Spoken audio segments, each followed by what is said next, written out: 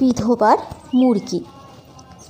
এক গ্রামে বাস করত এক গরিব বিধবা।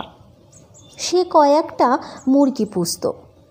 মুরগির ডিম বিক্রি করে সে নিজের খরচ চালাতো। একটা লাল মুরগিকে বিধবাটি ভালোবাসত খুব। সেটা প্রতিদিনই একটা করে ডিম দিত। বিধবা তাই তাকে যত্ন করে একটু বেশি পরিমাণে খাবার দিত। এইভাবে দিন চলছিল।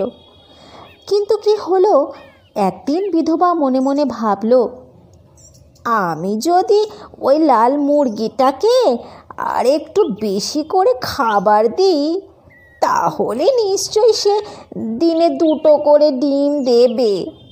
তাহলে আমারও 2টো পয়সা লাভ বেশি হবে।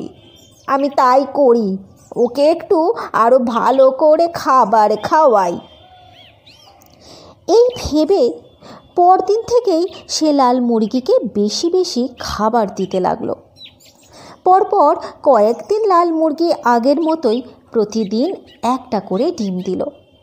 কিন্তু তারপর থেকেই সে যেমন মোটাসোটা হতে লাগলো, তেমনি ডিমের সংখ্যাও কমে আসতে লাগলো। সপ্তাহে 2-4 দিন করে ভাগ যেতে লাগলো।